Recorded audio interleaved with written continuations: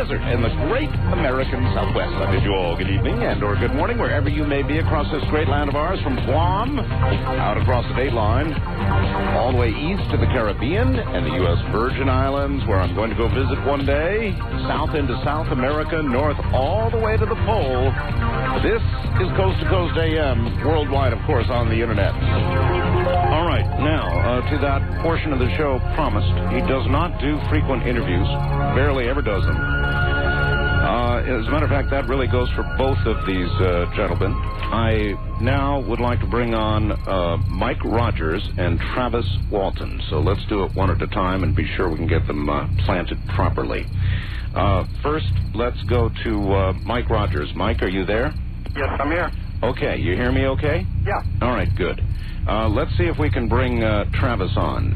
Travis Walton, good evening. Are you there? Yeah, I'm here. Oh, excellent. We've got you both just fine.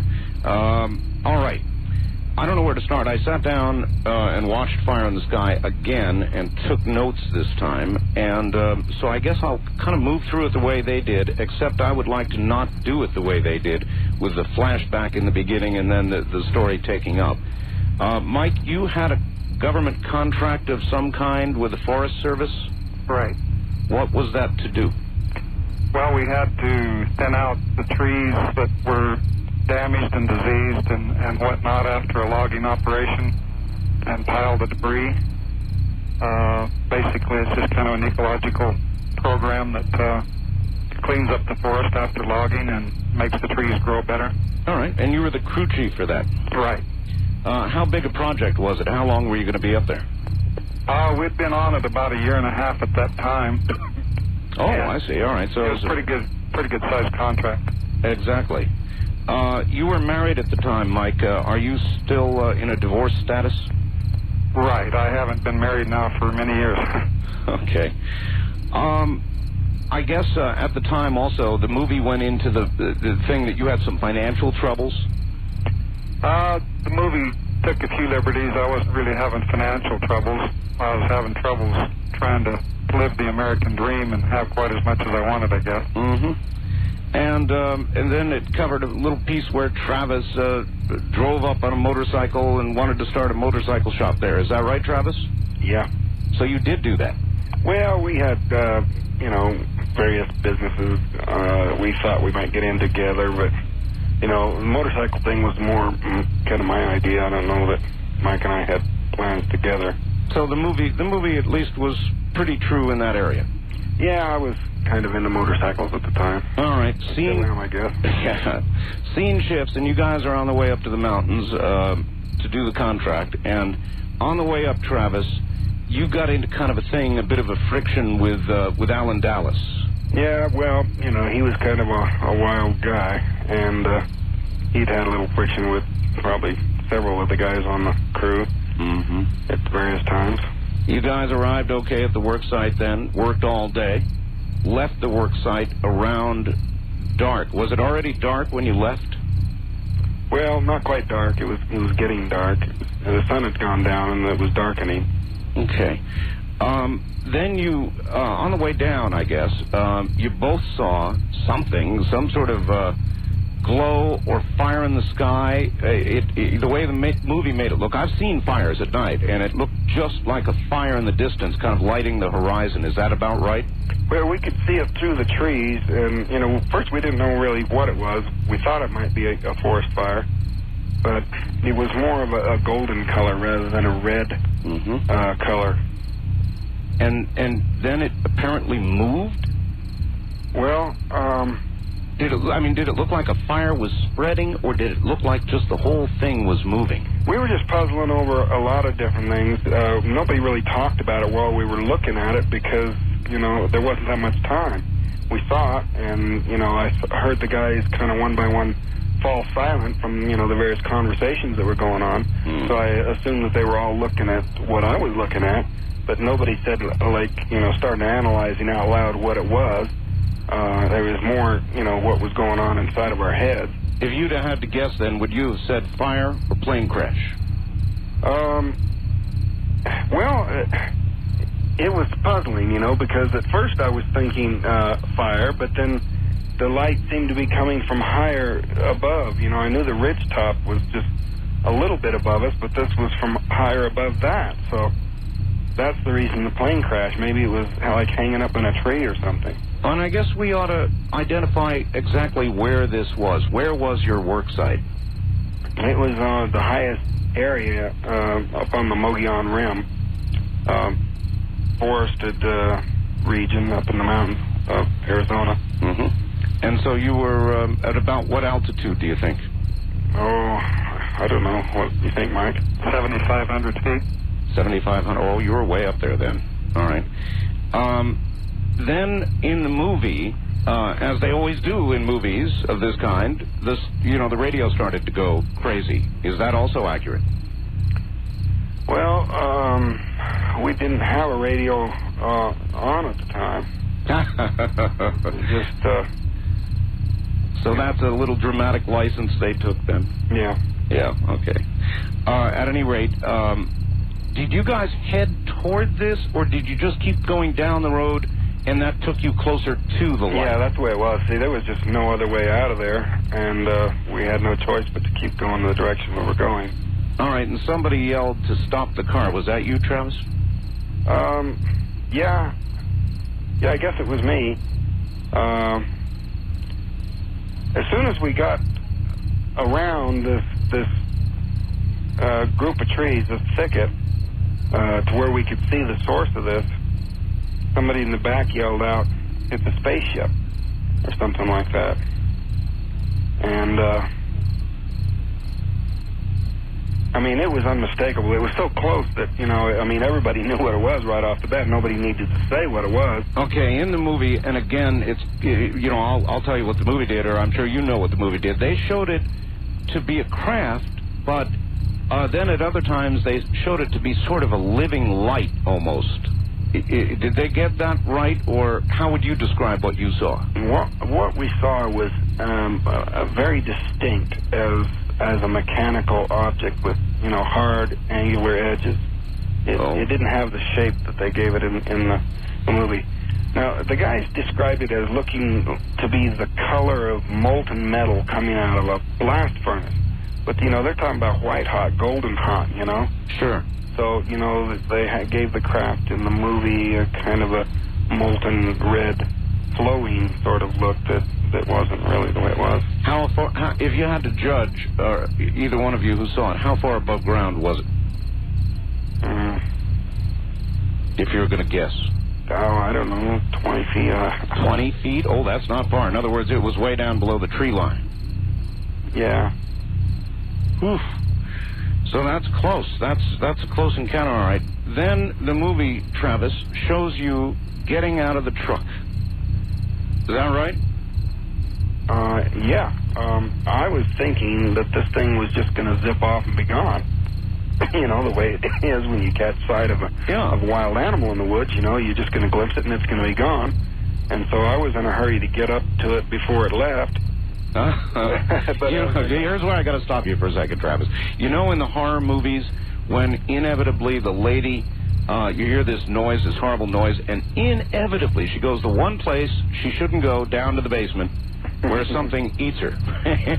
So in other words, here you are with a pretty frightening thing going on, a ship hovering, 20 feet above the ground or something, and you get out of the truck and go under it? It's kind of a crazy impulse.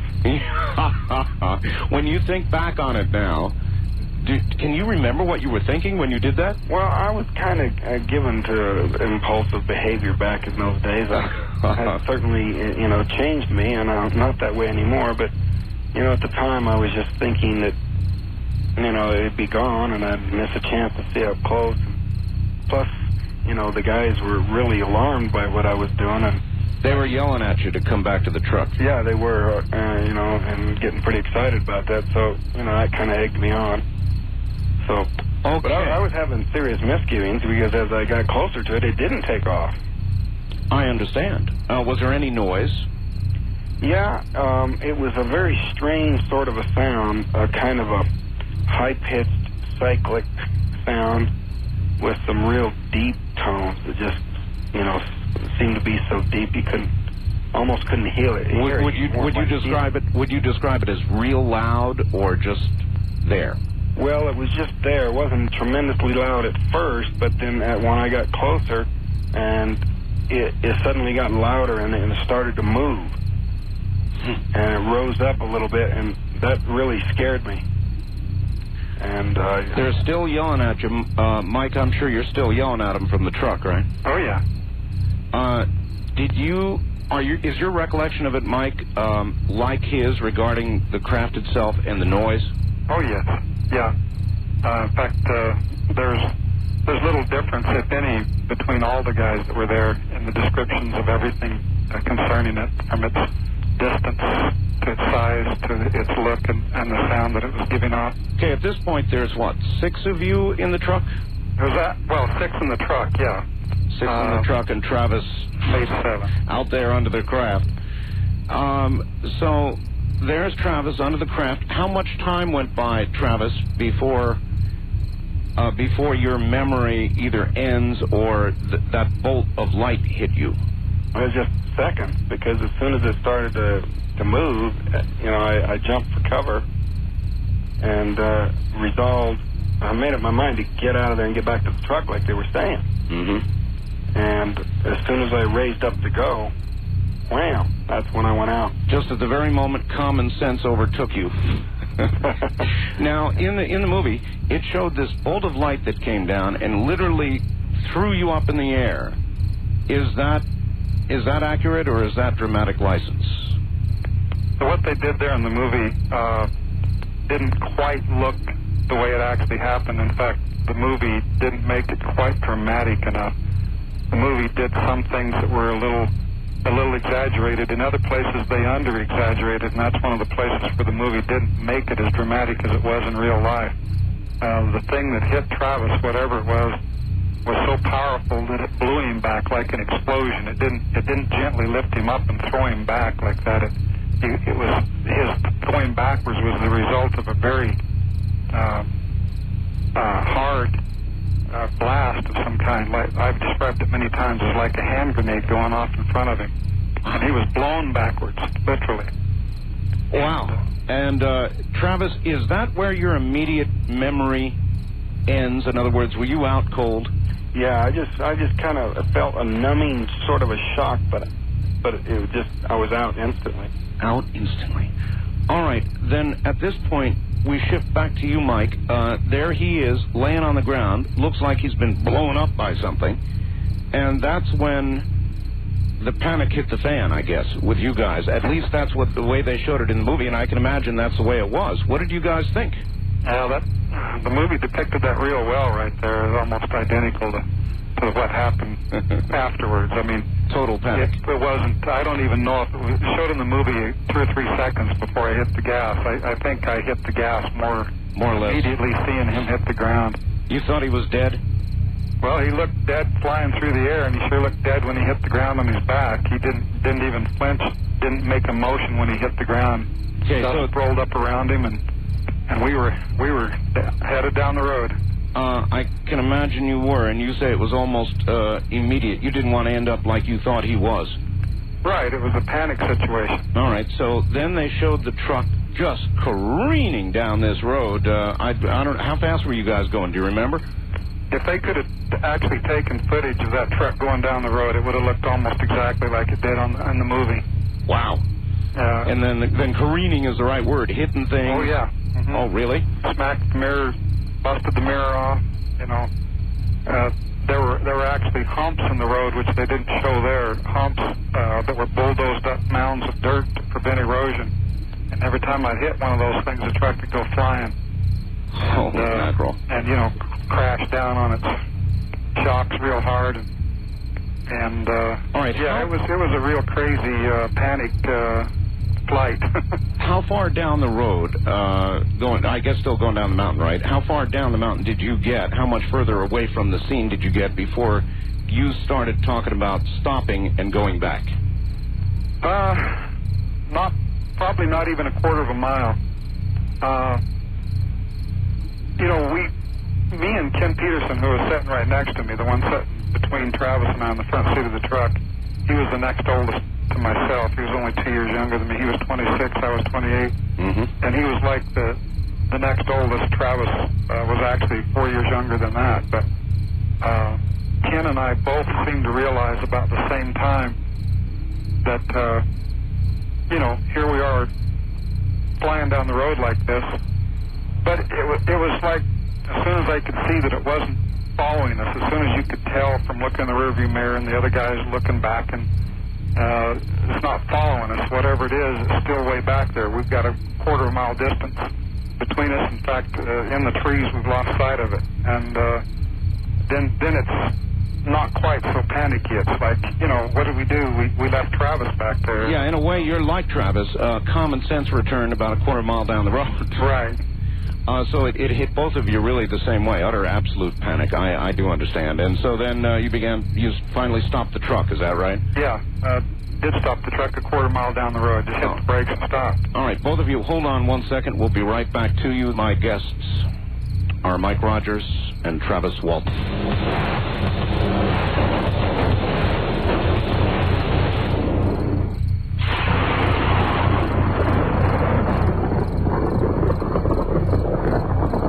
Back now to Travis Walton and Mike Rogers. I'll try to give them equal top billing here as we go along.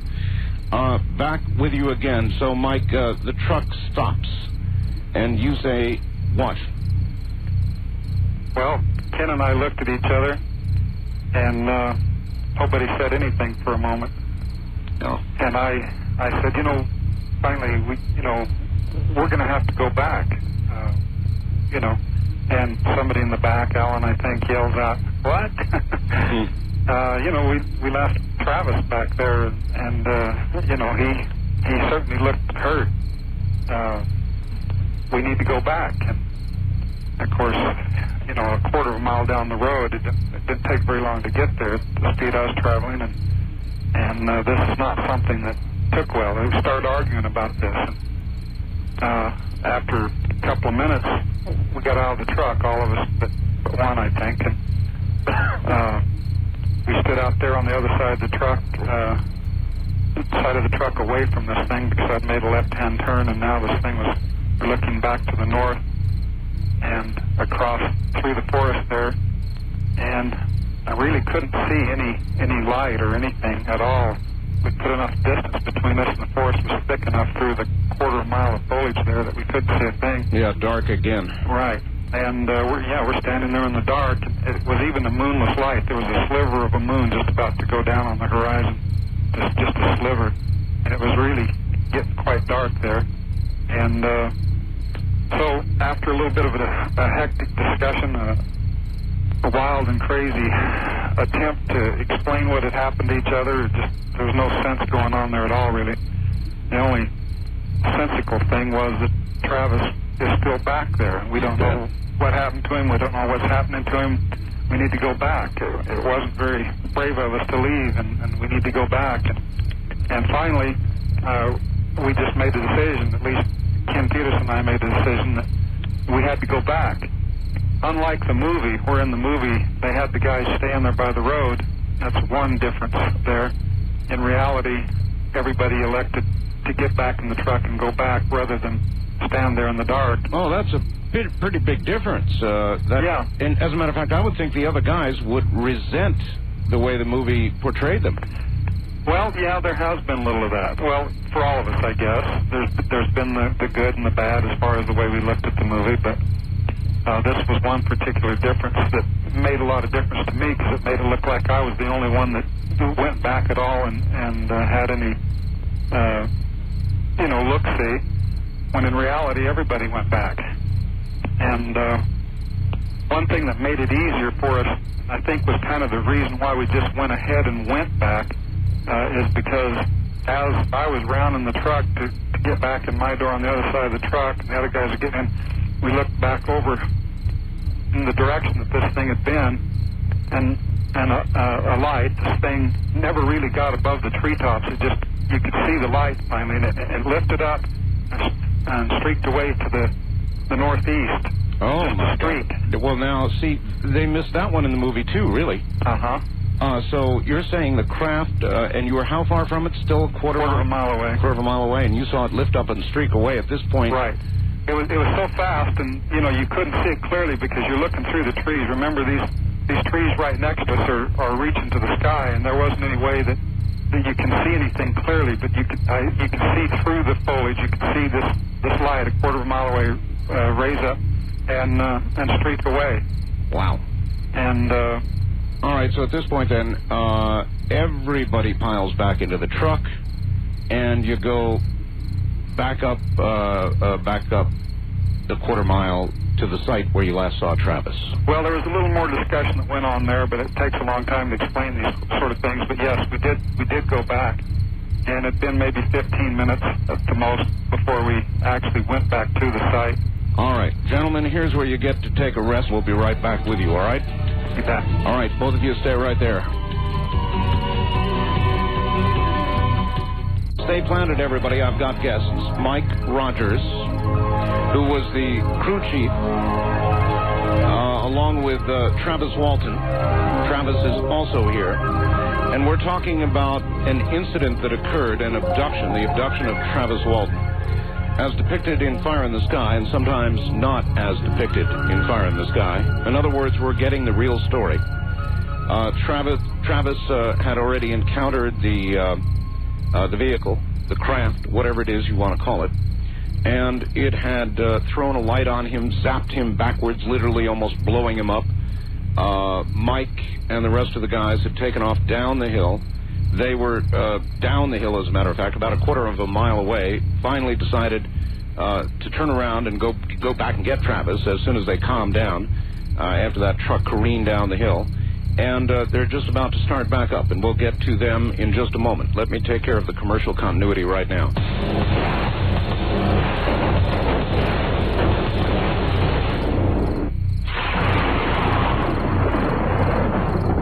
Back now with Mike Rogers and Travis Walton. Welcome back, both of you. Yeah.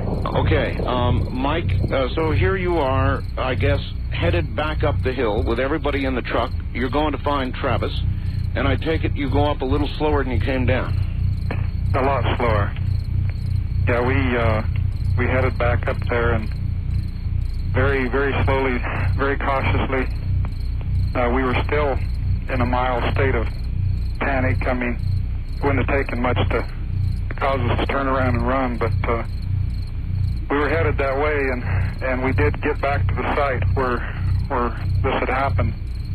Upon doing so, since the thing was gone and there was no trace of it, it took a little bit of time to actually make certain that we had the right clearing.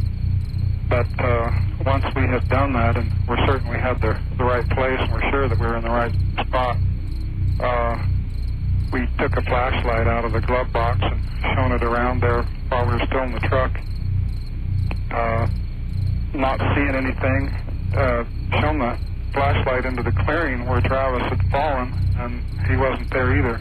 No depression in the ground like in the cartoons, a Travis Walton depression in the ground? Well, nothing like that. This was 90 to 100 feet away where he fell, 90 to 100 feet from the road. Right. And so, you couldn't have seen a depression from that distance. But there was a slash pile, a pile of logging debris there in the middle of this clearing, which Travis had been standing next to when he had gotten hit. And so we used that as kind of a locating device, and he wasn't anywhere in that clearing that we could see. Brother. So we just shone the light around for a while, still being very cautious, very timid, frightened, completely mentally overwrought. Just, emotions were at a high point. You were probably in a state of shock. Oh, yeah. I'm sure that we were. I mean, I know what shock has been explained to me like, and I was definitely in a state of shock, and the other guys later on explained their feelings of it similarly. But we eventually pulled the truck up into the clearing where the headlights of the truck shone right into the clearing and right where Travis had fallen. And then there was another discussion that had to take place about getting out of the truck and looking around. And again, it was a unanimous decision that everybody do it together. Rather than me or Ken getting out, everybody decided to go with us rather than stay in the truck alone. So we were all walking around out there, but we were all very close to each other, you know, shoulder to shoulder. Sure. 6 men, you know, just as close together as they could get. I understand. And we had the one flashlight, but we walked up and down the ridge. We looked for everything. The only tracks we could find, which were barely visible in the pine needles intermittently, a heel mark in the edge of the road that I saw before we got out of the truck. And then, you know, you could see the pine needles were disturbed there where Travis had fallen, where he had stood. But that was the only sign of him. There was nothing else there.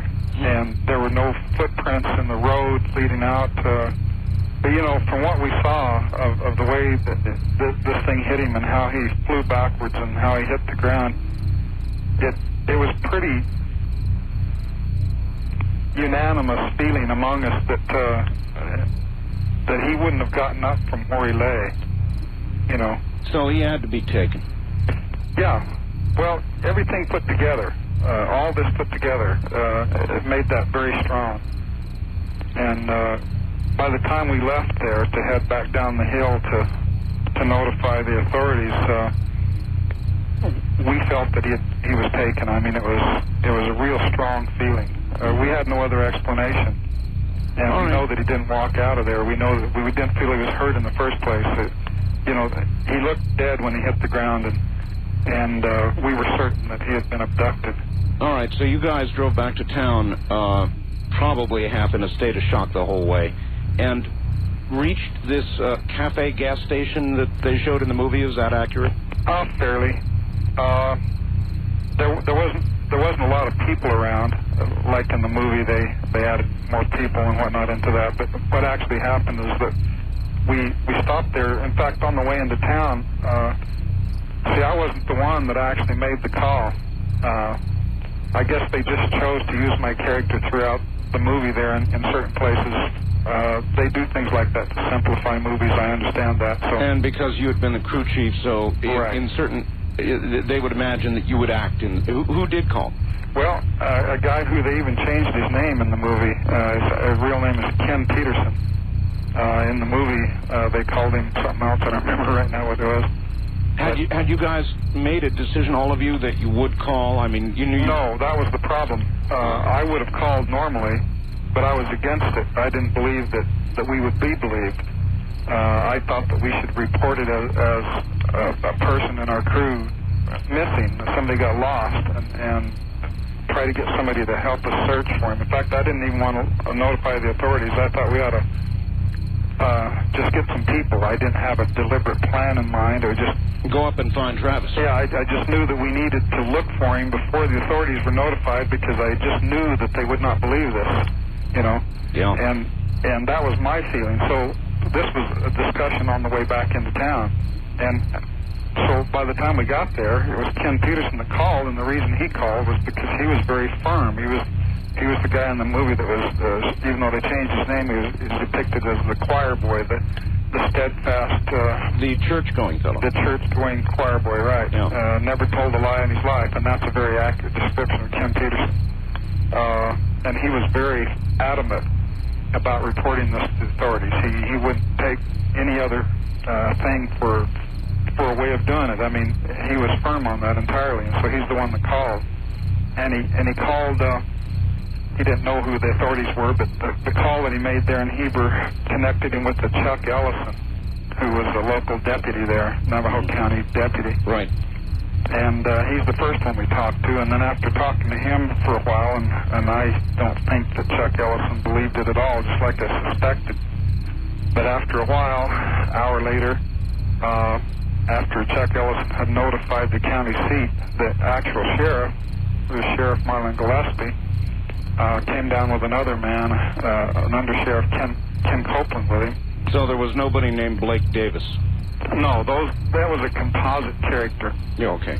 And Lieutenant Frank Waters, also composite? Exactly. Mm-hmm. All right. See, there were a lot more law authorities altogether involved and to get all those people and their real names and their, there was composite characters. I've got you. That was done several times in the movie because the movie involved a lot more characters everywhere along, and they had to simplify that, I guess, is the only explanation I know of, but it makes sense that they would do that. Well, there was one point there where, I guess just before the law arrived, you said, look, we're going to stick with our story, or somebody said we're going to stick with our story. Was there a general agreement to do that?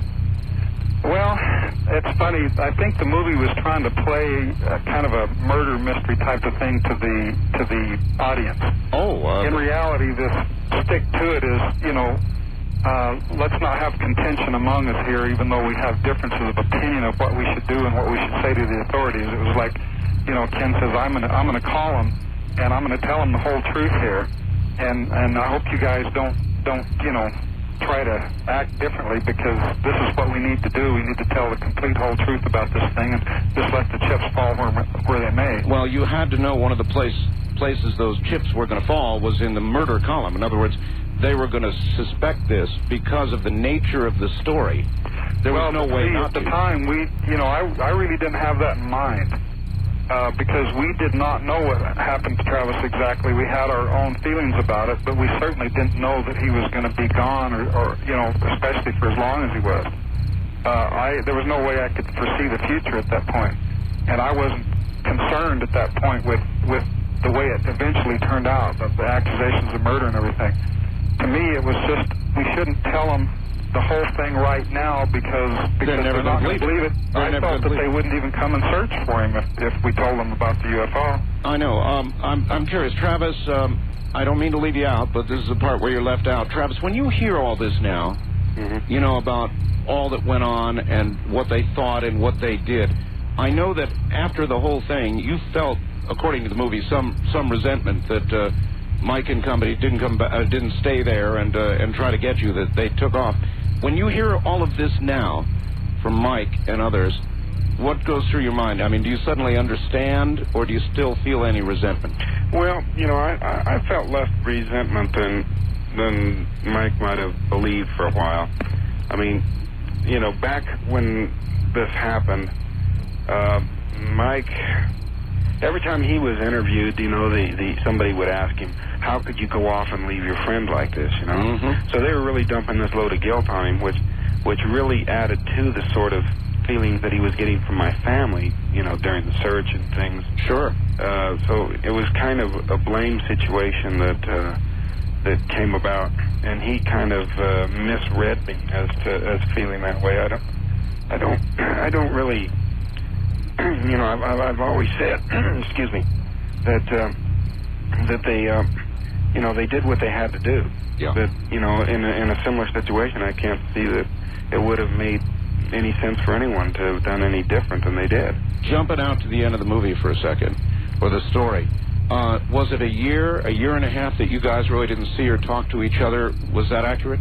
Yeah, but there were some other things involved there too, but that was a part of it. Did you really get together, the two of you, at the end, as they showed, go back out to the area?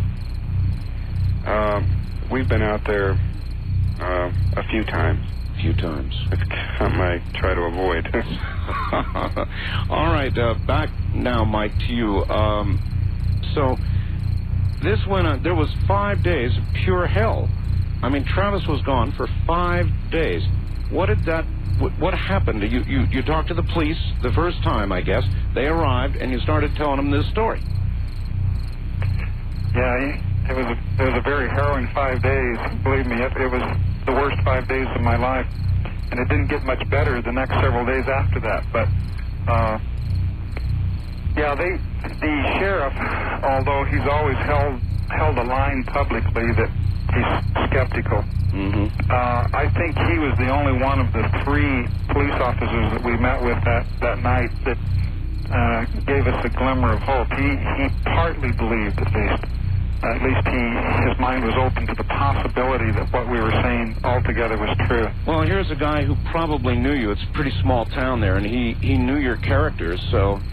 Well, in reality, he had actually had a sighting himself not too long before that, a few months or years before that. And I guess from what I've heard, this was what made him at least open-minded to the possibility. He never just totally believed it, but it left him open enough to where he could take what we were saying serious to an extent. Sure. And it made it possible for them to go out and conduct a real search. Which they did. I guess the movie showed helicopters out. Oh, yeah. It was dog teams, the whole thing. 4 days worth of searching altogether. How many men were involved in that? Oh, gosh, 50 to 100. I don't know how many. I'd just be taking guesses. I don't think anybody knows that actual figure, but it eventually involved aircraft and helicopters and dogs and...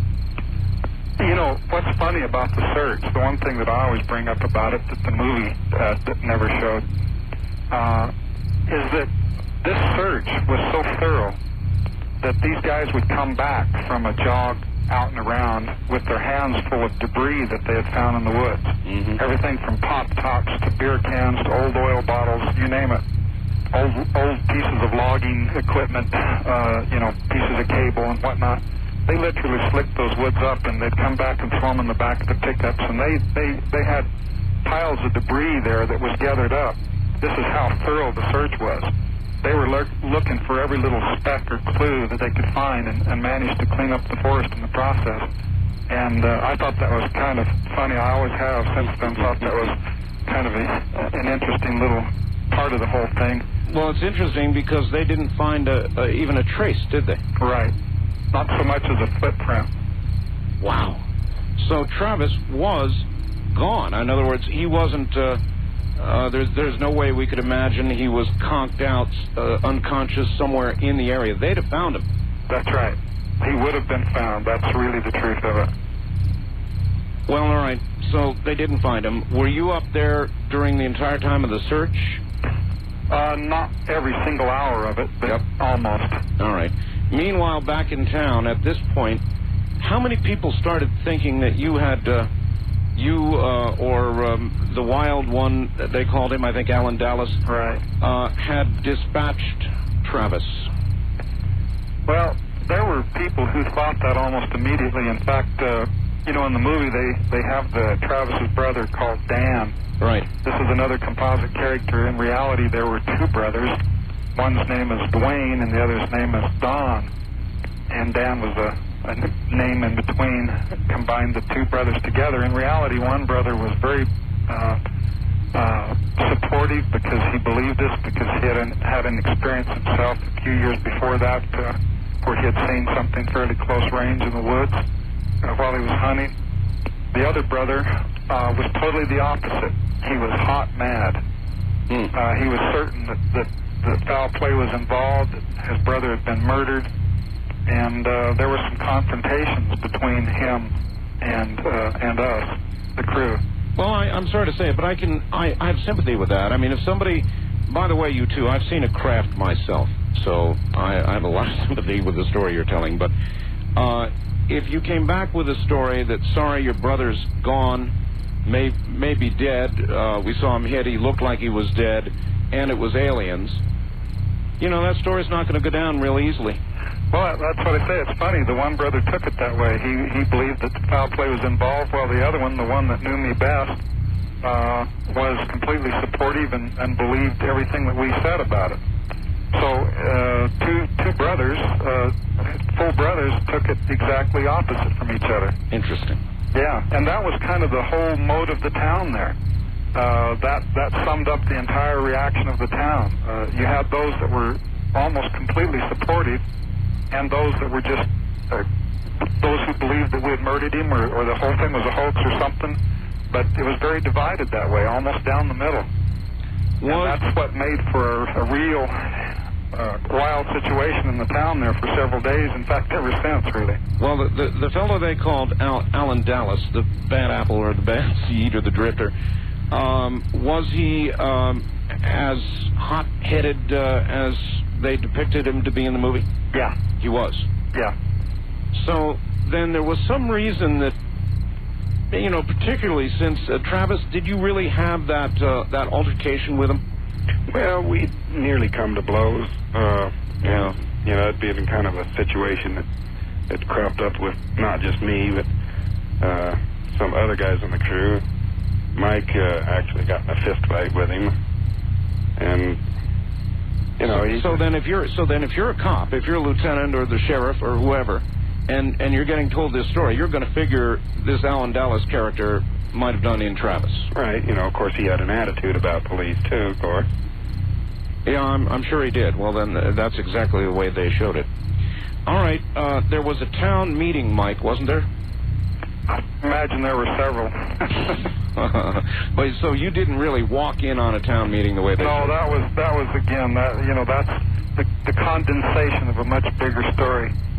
But I had confrontations with a number of groups of individuals in the town there during that time, and they just chose to do it that way in the movie, which summed it all up, really. I'm sure you were thinking, Travis is never going to be found. I'm either going to be suspected of being or put on trial for murder or something like that. Yeah, by the fourth day of the search, by the second day of the search, those accusations were beginning to arise, and by the end of the fourth day of the search, they were hot and heavy. It was full-blown, yeah. All right, you two, hold on just a moment. We'll be right back.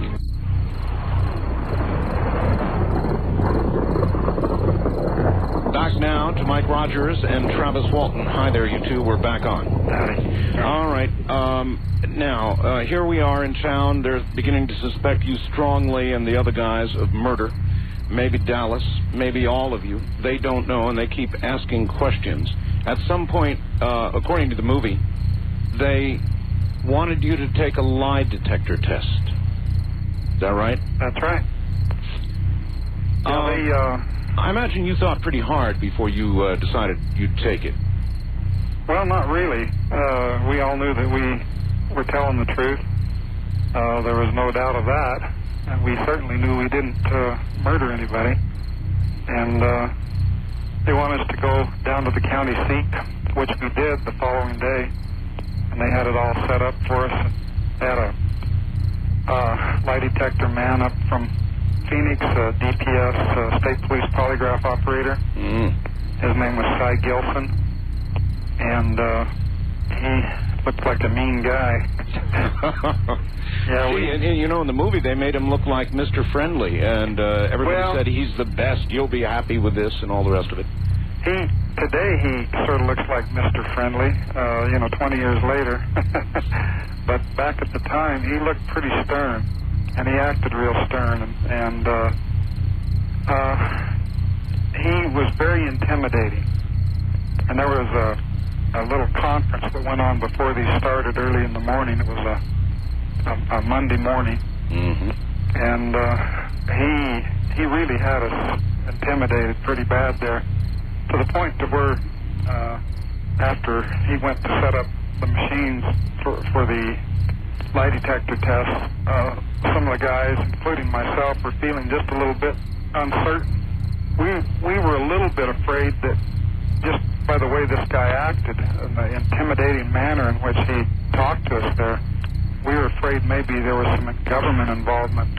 But it turned out that just wasn't true. It was just simply a feeling that we had that maybe this guy had been bought off, and we were all going to fail these tests, even though we were telling the truth. Well, that's what I would have been worried about. That I would feel intimidated, probably like Cato Kalin in front of Marcia Clark or something, and my pulse would start racing, and the machine would say I'm lying. Yeah. that about right? Well, no, we weren't worried. We knew we were telling the truth. I had no idea how polygraph machines worked.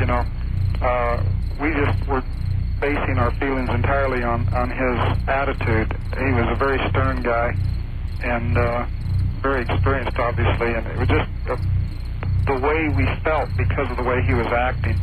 It made us feel very intimidated, and we felt like he was being too skeptical. He was acting extremely skeptical. And he had popped me on the back of the arm with the back of his fingers, on my arm with the back of his fingers. And he'd say, "You're not lying, are you?" and pop me on the shoulder, Boy. I'd be thinking he's trying to get the graph to spike.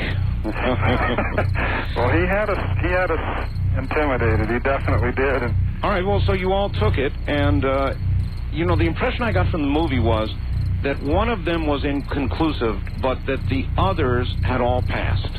Yeah, and the inconclusive one, of course, was Alan Dallas. But not because he wasn't telling the truth. Him being the person he was at the time and involved in a few more things than anybody actually knew at the time, you know. He might have been afraid they were going to ask him something he didn't want to answer. Right. He was really on the spot, and he was concerned about being in that position, and I guess that something happened. Never have heard the complete explanation. But, you know, these lie detector tests, it's not just like they ask you a series of questions once. They actually go through it at least 3 and maybe 4 and even 5 times. Each test actually involves several series of questioning. Each series of questioning is pretty much identical, but the whole thing altogether per person took 2 hours or more. Oh boy! So you know you really get grilled, and so you don't just go through the thing one time. What happened is Alan had gone through like 2 run-throughs of this thing. And somewhere along the line, and more or less in the middle of the testing series, something happened between him and the examiner where Alan got mad, thought that indeed this guy was bought off by the government for some reason, and that in combination, that feeling because of something that the examiner had said to him.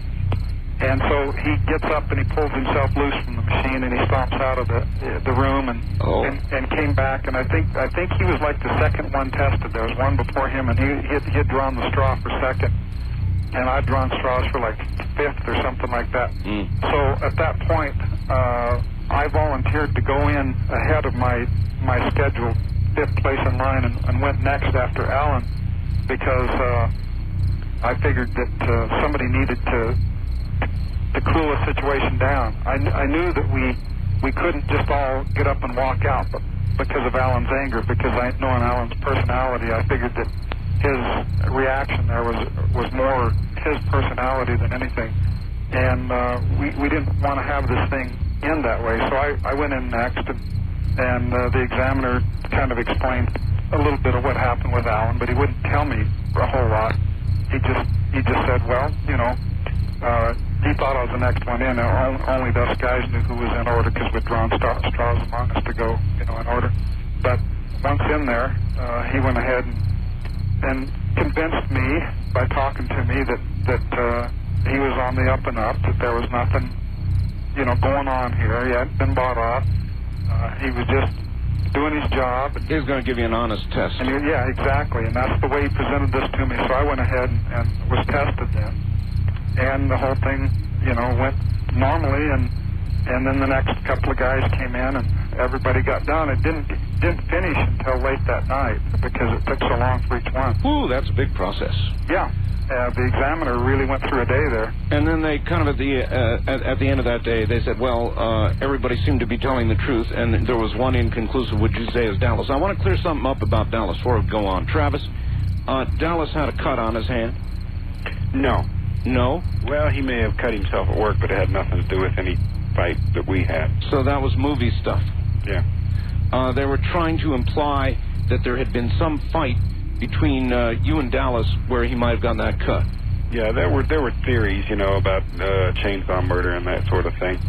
And, you know, the movie went out of their way to sort of add suspicion or questionable circumstances that weren't really there. Well, they need a story. Like there was no National Enquirer in the truck that day, you know. Oh, really? No. Now, see, had I been you, Travis, or you, Mike, I'd have been really angry about that because the clear implication was you guys were sitting around the truck, yucking it up, drinking some beer or something, and read this story and decided to perpetrate a hoax. That was the clear implication, wasn't it? Yeah, well, you know, that was the reason they threw that in there, was to add suspicion. And the movie, you know, ignored a lot of, you know, corroborating evidence and threw in a lot of suspicious things that never really happened. Yeah, but that one would have made me angry. Would have made me angry. Because it cast doubt on all of your characters. Well, there is one thing Travis passed over there between him and Alan. Alan did nearly hit him with a tree that day. Yeah. Oh, that was true then? Yeah. I'll be darned. Did you think, Travis, he was out to get you one way or the other? Or pick a fight with you or something? Well, yeah, and I think that that may have contributed to his anxiety in the testing, because the thrust of the question was, do you harbor ill will towards this guy? And so, even though he knew he didn't kill me, he was in a situation where, if he denied ill will, sure, he'd be lying on the test, and that would show up.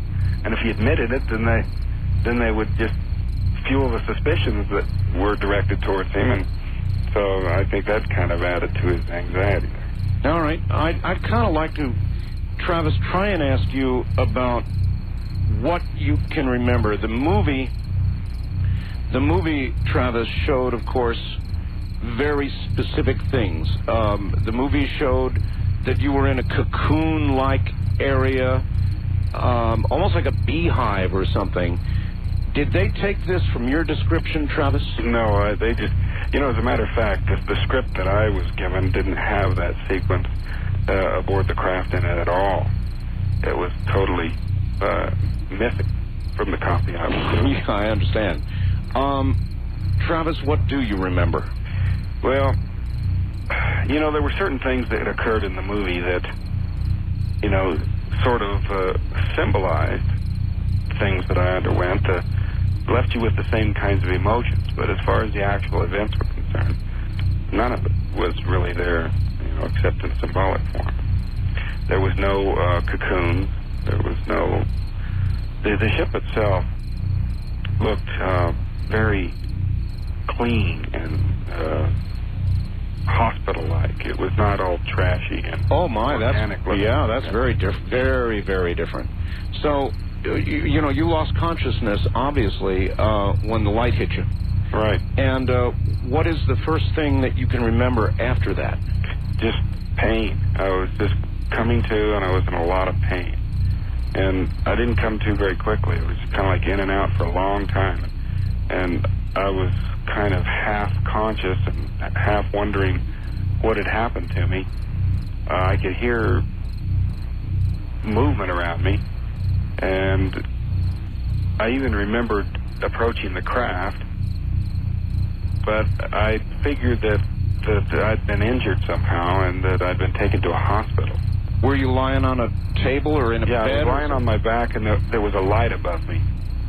And I know what you mean. You're kind of half conscious, in and out, in and out. I've been there myself. So you slowly came toward consciousness. Yeah. And there was this thing lying across my chest. It was kind of like holding me down. I wasn't moving too much because it hurt, and I felt really, really weak. But when I finally got where I could focus my eyes and made out these faces that were standing over me, they were not doctors. This was something that just totally blew me away, is the appearance of these creatures. Can you describe them? Can you remember generally how they looked? Well, they were humanoid. They were just large eyes, kind of large cranium, no hair. No hair. It was just such a shock. It was just combined with the pain and not being able to breathe, it just flipped out. Were they just standing around you, or were they communicating among themselves? Can you recall? Well, they were, kind of standing over me. At least one of them was closer than the others. And when I saw them, I just involuntarily sort of lashed out at them. And I was just so weak that it was just more of a push than anything. And my arm hit him in the chest and knocked him back into the other one. Did he feel... I've never talked to anybody who's hit an alien before.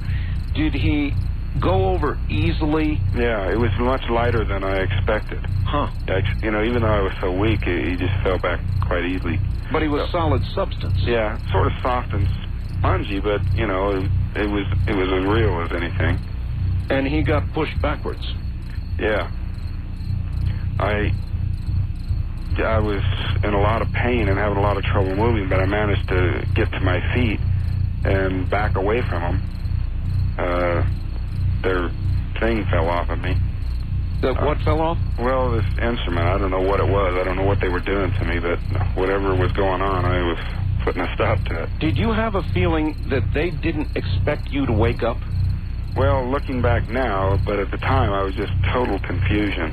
I was in such pain. I wasn't really fully conscious, but at the same time I was, just hysterical. So it was just kind of this animalistic sort of instinctive fear. Yeah, I hear you. I would be too. Just screaming and lashing out at them. And they stopped when I did that and turned and left the room. Simultaneously, they all just turned and went out the door. Huh. Oh, there was only one way out of there. It was, can you describe the room? You say it was like a hospital. Was it really hygienic, white color, or? No, it was metallic, but it was just very bare and it was featureless. Incidentally, did you have any sense of movement, Travis? Presumably you were in a moving craft. Could you?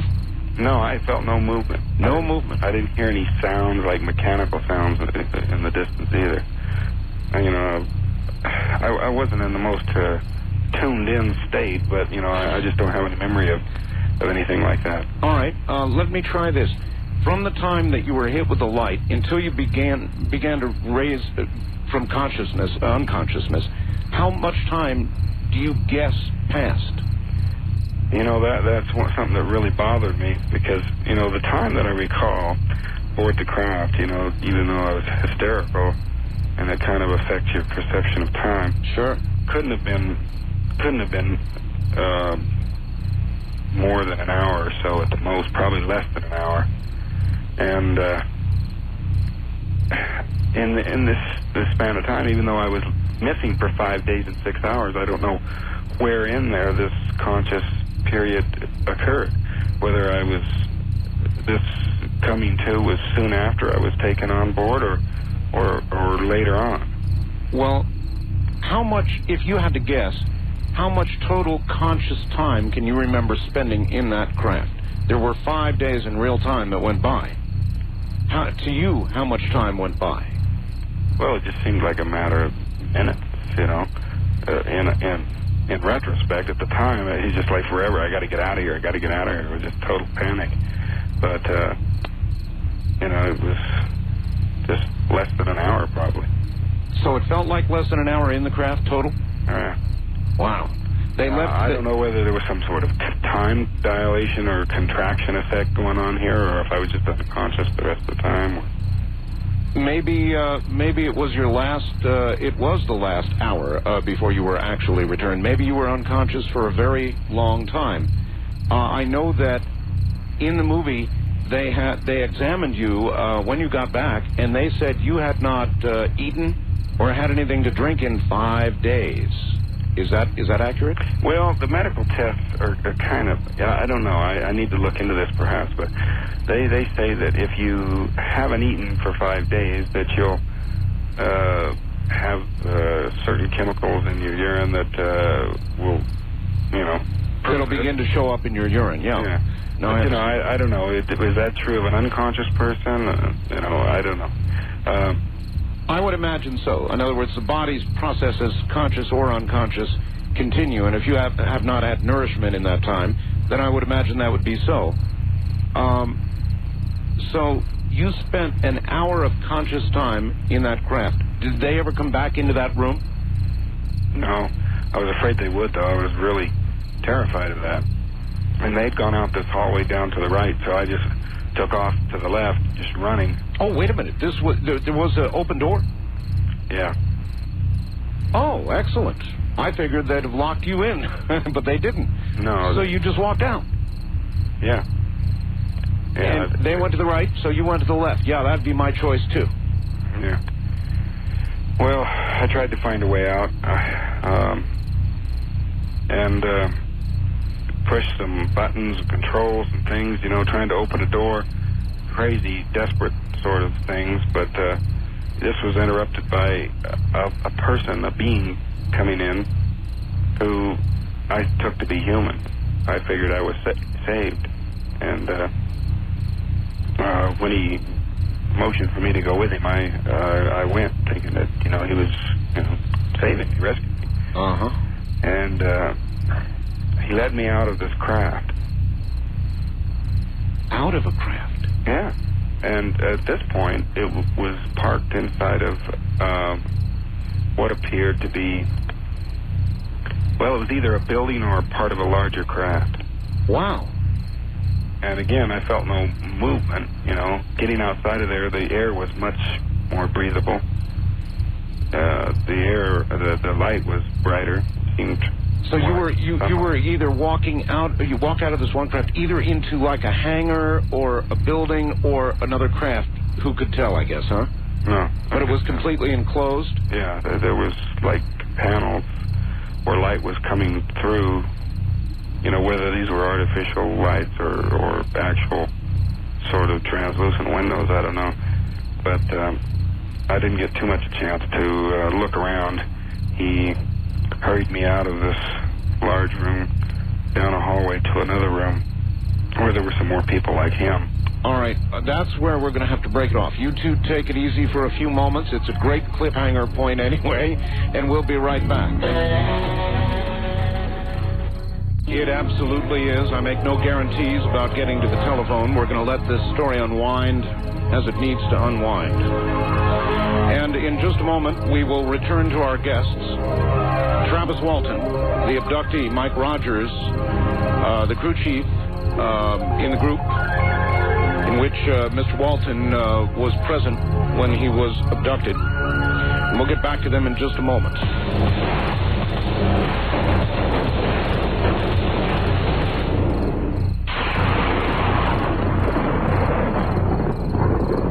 Back now to my guests, Mike Rogers and Travis Walton. Hi there, you two. We're back again.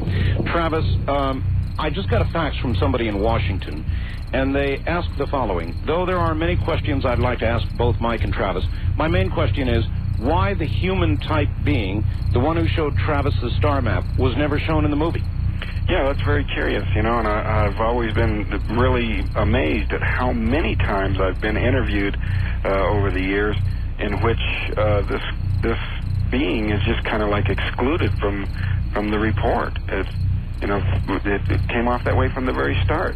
And to me, you know, the amazing similarity to human is, this could be the key to the whole thing. And, you know, for people to just ignore this. Maybe, Travis, the movie makers thought, gee, how pedestrian or how common to show somebody who looks like a human, and they wanted to just show aliens or alien-looking beings. Yeah. Could that be? Yeah, you know, I understand the reason for it, but, you know, in a commercial sense, but sure. For me, you know, trying to figure out what's going on here, this seems to be a key element. Did this human type, was he as human as anybody else, or were there any differences? Well, there was something odd about his eyes that I never was able to really pin down, you know. All right. Did he say anything to you? No. I was really trying, but I thought that maybe it was because of this helmet that he was wearing. A helmet? That he couldn't speak to me or hear what I was saying or something. But when he took me to these other people and they didn't have helmets, I started over with the same, you know, torrent of questions, and they didn't answer me either. They just started to well, where on the table. Where were these? Okay, he took you out of the one craft into what was another craft or a building, and to some other beings. Yeah, human-looking beings. Human-looking beings, and they just, you know, put me down, forced me down on this table. I started to try to fight back at that point, and I was still too weak, and there were too many of them. And they put a mask over my face, and I went out real quick. In the movie, of course, it showed this really weird membrane-like stuff being put over you, but it was a mask, and you went out. It was anesthesia of some kind. Yeah. Apparently. I just went out real quick, and the next thing I knew, I was waking up on the roadway outside the town nearest where this happened. Okay, that's something they never showed. They showed you at a sort of a gas station store type affair, all curled up and naked. Yeah, and wet, I might add. So it wasn't raining, and I was dressed. But I looked around after the craft left, and figured out where I was. what kind of condition were you in? I was still kind of weak, and still a little bit of pain. Cuts, bruises? No, not like that. I was just kind of psychologically blown out, I was just really... Probably glad to be back on Earth. Oh, yeah. I just ran just as hard as I could down across the bridge. There was some lights on in this one building. Did you? Let me ask you, Travis. Did you know where you were when you regained consciousness and looked around? Did you recognize where you were? Well, at first I didn't, but I figured out the stretch of road and the lights down there where I must be, and then ran down into the town. The closer I got, of course, the more I knew that it was the town. Sure. And to make a long story short, I finally was able to telephone my family, and they came and got me. In the movie, of course, you telephoned Mike. Right. But you did not? It was another brother-in-law. It was another brother-in-law. And he came and got you. In the movie, it showed your condition was terrible. I mean, you were all curled up and screaming and not very with it. Is that right or half right or all wrong? Yeah, that was basically how it was. I was dressed, though. I thought it was the same night. I didn't realize how much time had gone by. Wow. And then on the way back, they said something that kind of let me know, that feel your face. I had this 5-day growth of beard, and look at your watch, and so much time had gone by. It was quite a shock to me. I just kind of broke down at that point. As you look back on this now, Travis, do you think you were taken just because you were crazy enough to walk out there under that craft? Do you think they decided you were a target of opportunity? Do you have any idea what they wanted with you? Well, it's all just speculation, but a lot of people, try to suggest that they were waiting for us there, but, I think that it was just kind of an accident. At least I prefer to believe that this was just a bolt from the blue, so to speak, no pun intended. And that, it's just a one-of-a-kind sort of incident that I can just put behind me and get on with my life. Well, I know that you both really love reporters, don't you? Well, there's been a few good ones, but, we've had a lot of trouble with people getting it right, either intentionally or unintentionally.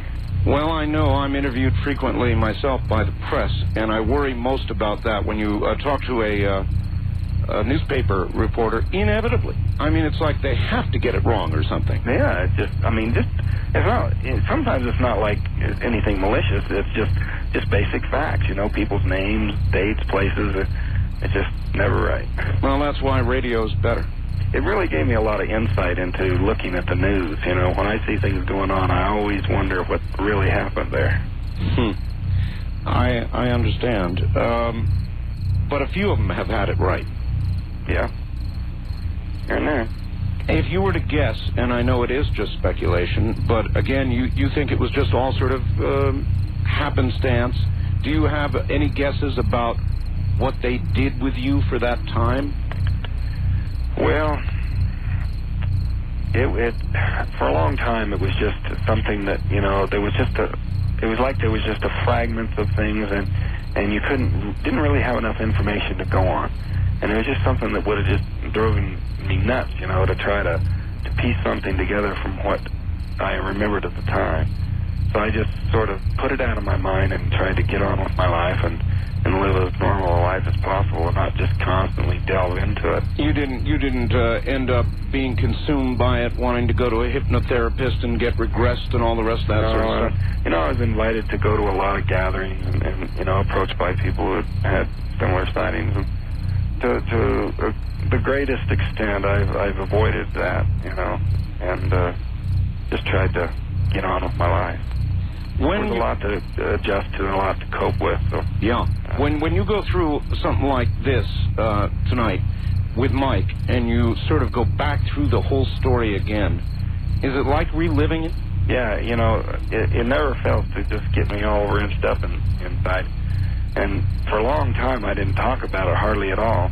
But when the movie happened, you know, I was kind of in a situation where, you know, I was being pressed for large numbers of interviews all of a sudden. And I was afraid that it was going to just make me so sick of the subject I never could speak of it again. That it would just build up to a point where it'd get worse and worse. But actually, it's kind of had a desensitizing effect on me. Yeah. Even though, you know, it's still there to a certain extent, I do, you know, feel a little easier to talk about it than I used to. All right. Right at the end of the movie, Mike, this is for you. They rolled something that said, and I think this audience ought to know, that another lie detector test was administered, and every single one of you passed. Well, there were only 3 of us that took this new series of tests. What happened was there was a fellow by the name of Jerry Black who caught wind of the movie being made just as the movie was beginning to be filmed back in the summer of 1992.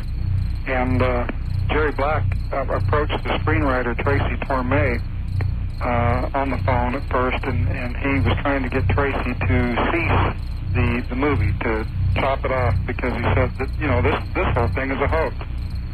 Jerry Black was a personal friend of some major skeptics, although he himself is a believer in the UFO phenomena. And that was his first initial approach to this thing. And then after launching eventually a whole new investigation into the thing, because Jerry Black is a UFO investigator, he came to the point to where he thought, well, what we need now is some new tests, because the first tests, everybody took them, everybody passed. Even Alan Dallas, of course, according to the police report that was finally came through after all these years, showed that Alan passed part of the test that he took. Mm-hmm. But what Jerry Black wanted for his own personal conclusion to his investigation was a new lie detector test for me and Travis and Alan Dallas, who he considered to be the lead characters of the thing. Alan, because Alan was not only a lead character, but was the one who had an inconclusive test in 1975. So in February, first week of February 1993, just a month and a half before the movie came out, we all submitted to a new lie detector test, and Jerry Black chose the same state police polygraph examiner, Cyrus Gilson, who then had 20 years experience, something like that. He had been in it all these years since then, and he was a very experienced examiner at the time in 1975.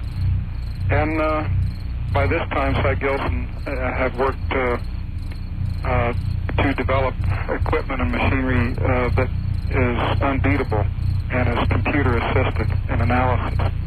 And Jerry Black was very convinced that the last niche in this investigation was these new polygraph tests. It would, just polish it off. So we finally, reluctantly, but finally agreed to these tests and took them. And Travis, as a matter of fact, took 2. He was in there all day long taking lie detector tests, 2 separate tests with 2 separate lines of questions. I was about to ask that. Travis took one himself. Yeah, well, Travis took one years ago, back in, when right after this happened, and passed it. But this was first time that Travis had taken a test with the state police polygraph examiner. And the new whiz-bang technology. Exactly. Yeah. And we all 3 passed the test to the highest degree possible. And then what did your skeptic friends say? They haven't said anything about it to this day since. The major skeptics have never come forward in the last 2 years to say anything about these new tests.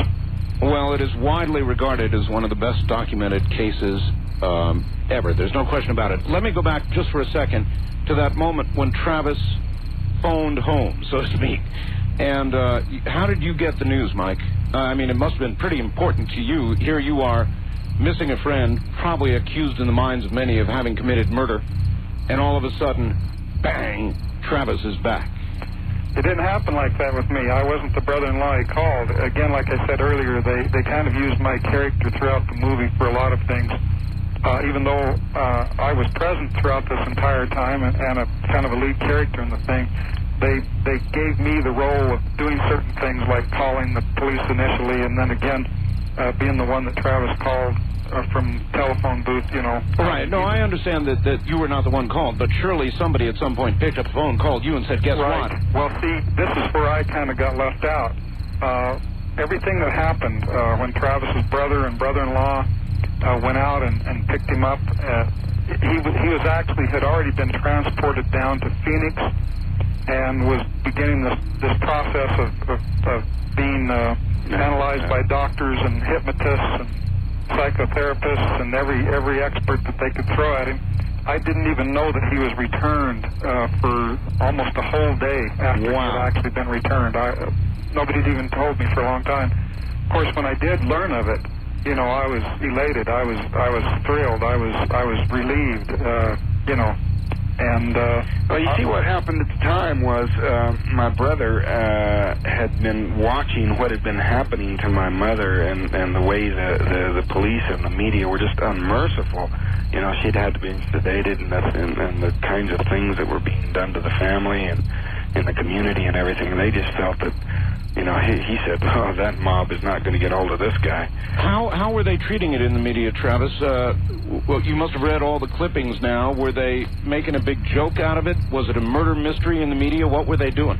Well, you know, it was one theory after another, you know. Of course, right at first it was just a murder, and then it was a drug hallucination, and then it was a transitory psychosis. It was just one thing after another, you know. I'm sure they tested you for drugs. Yeah, the medical tests revealed no trace of any drug in my system. All my psychiatric tests were perfectly normal scores. But, you know, it was no end to the sorts of accusations, however baseless. And, you know, it turned into, you know, a long series of attempts to try to set the record straight. So they got you in Phoenix. They put you in the hospital in Phoenix, huh? Yeah. And came at you with, what, a battery of tests and doctors to come in and have little conversations with you? Yeah, that sort of thing. EKG, EEG, you know, the whole shooting match. Did they find anything wrong, anything, for example, that physically could have caused you to go into a coma-like state, say, for 5 days? No, nothing. Nothing like it. Wow. So what did you do, Mike? You heard he was back. You heard he was in Phoenix. And after you sighed a big sigh of relief, I'm sure, because you were accused and your friend's back, what did you do? Well, obviously, I wanted to get down there and see him, you know, but I wasn't able to do that for another couple of days more. It was like maybe 3 days before I was actually able to see him for the first time. And this is one area where the movie Fire in the Sky actually got real simple. They showed him in the movie being put in a local hospital and treated very normally. The hospital was quiet, and I snuck in there during the night and got past the nurse to talk to my buddy for the first time, you know. That's right. And in reality, this thing was a media circus. There were a whole team of doctors and people there, and they had him bound up for several days before I was able to ever get a first glance at it. Couldn't hardly go anywhere. Walking across the parking lot of the hospital, hey, there he is, there he is. That kind of stuff. No. It was just crazy, you know, it was crazy stuff. They put me in the hospital under an assumed name. Oh, so... that kind of delayed the media. But at some point, they saw you walking. Yeah. How were you going to handle it in the media, Travis? I'm sure you thought about that. You know, what am I going to say to him? Well, you know, I was just a country boy. I wasn't really very well-versed in these kinds of things. I didn't know how to handle it, you know, and I guess I was a sitting duck at times. So did you talk to him, or did you tell him to get lost most of the time? Yeah, I just wasn't up to talking for quite a while, you know.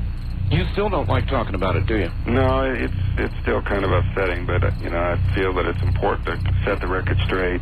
Maybe it's important for you, too, because every time you go through this, maybe a little, like another piece of it or the pressure of it falls away from you a little bit. Yeah, just a little.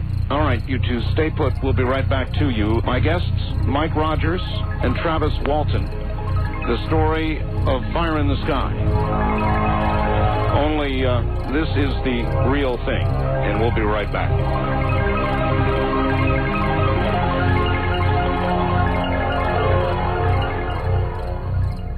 For some craft to come back and for you to then understand exactly what happened and what it means in a larger scheme of things. Yeah, in other words, we'd like for the mystery to be solved.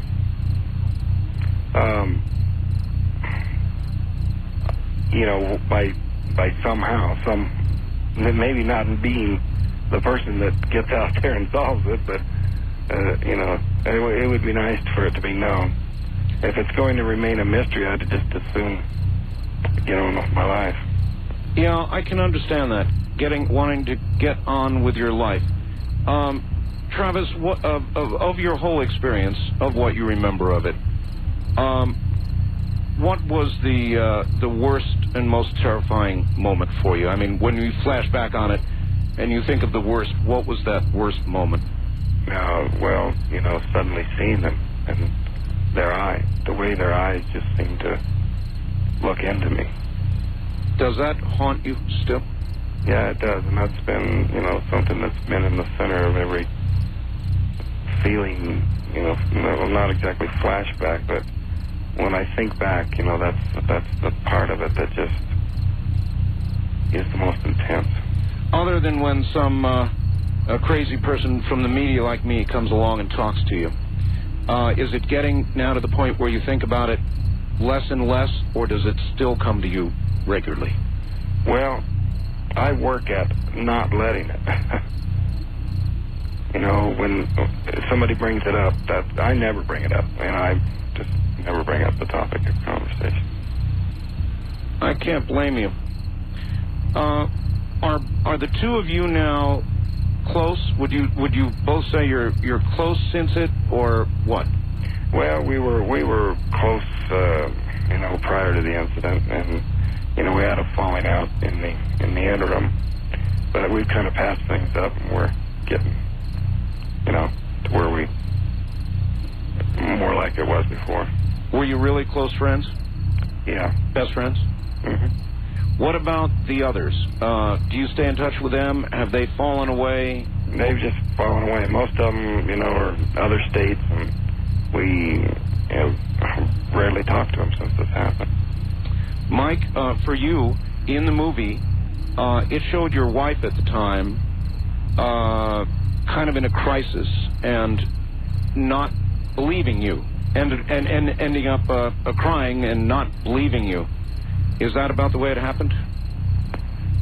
Well, she did believe me. That was, I think they just did that for some sort of personal drama there going on, and kind of an explanation for why there was eventually a split up between us. But as far as her wondering what to believe, that wasn't just her. That was all of our relatives, Travis's family, my family. I think everybody struggled in that way. And my wife at first didn't know what to think. And in the movie, they didn't actually show her saying that she didn't believe me. They just that's right. They believed that by the way they did it. Yeah, they showed her crying as though she couldn't say yes, I believe you, right, or something. But like she did have an awful hard time with the community, and she was in a personal crisis as a result of that, and that was instrumental in our divorce. Well, I'm sorry. Are you still in touch with your children? Oh, yeah. As a matter of fact, eventually I got real close to my family. I've been close to my children, especially all along. But it's not like my family was taken away from me. We've always lived in the same town. What do you both think now, Mike? Do you think your family completely buys the story? I don't know one that doesn't. Travis, same deal? You think your family buys the story? Yeah. Well, you're both... You know, and a lot of people here in the town, you know, over the years, it's grown more and more in favor of it because as one theory after another just sort of fades away, I mean, the evidence against it comes forward. You know, people are forced to face the facts, and you know, belief has grown. Well, I imagine it would, particularly with the latest lie detector tests. Yeah. The movie did a lot for it, too. And it's partly a personal thing. You know, a lot of people that I meet very often remark that, you know, they're skeptical, but after meeting me, it changes them. And, you know, all of the actors in the movie, you know, said the same sorts of things. Well, it seems to me as though the real story, as you two have told it tonight, is to me a lot more convincing and a lot less trying to throw doubt in the mind of the audience than the movie. I mean, they threw doubt at several places with the tabloid newspaper that never happened, all the rest of it. When you guys sat down and you watched that movie for the first time, how would you describe your feelings after seeing it? Were you amused, upset, angry? Well, you know, it kind of became apparent to me in a sort of a gradual way that how these departures were being made, and I fought against that as best I could, and successfully to a certain extent. You should have seen what they wanted to do. In other words, as the movie was being produced, you had some input? Yeah, but, you know, no power to veto things. I was just able to get them to not do certain things. Every now and then say, hey, you guys are nuts. This didn't happen. Yeah, and I kind of wore out my welcome, I guess, but, you know, I kind of faced the fact that, you know, they had commercial considerations, and they were just going to do what they were going to do, and so when it came time to see the movie, I'd kind of come to terms, at least in part, with some of it. So it was kind of like an emotional reliving in a way that was pretty intense. All right, just probably just one more question. I had my own sighting, you two, and I thought really long and really hard before I admitted it publicly because of the job I do. Mm-hmm. And I might not do it again. And I guess that's my question for you. If it had not been for Travis being abducted, and you all had just seen this craft, and instead of losing Travis, you'd taken off back to town in the truck, would you have told this story, or would you have kept your mouths shut? I would have kept my mouth shut. That's what if there was any way that I could have, you know, had it totally under myself to decide whether or not to tell what happened, and could see into the future how things would happen and how I would be treated, there's no way I'd say a word about it. I wouldn't recommend that. You know, it's not worth the grief that the world is going to give you. And it has been a lot of grief, hasn't it? Oh, yeah. Well, look, I want to thank you both for telling the story as it really was. And as I promised, I will get both of you copies of this program. Oh, thank you. All right? Thank you both for being on the air with us. Thank you, Art. Take care. Good night. Travis Walton and Mike Rogers. And I hope that you all enjoyed this. I ended up not taking any calls because I wanted to get the story out. I thought it was an important story. These two strike me as very, very honest individuals. And I was very impressed by the story.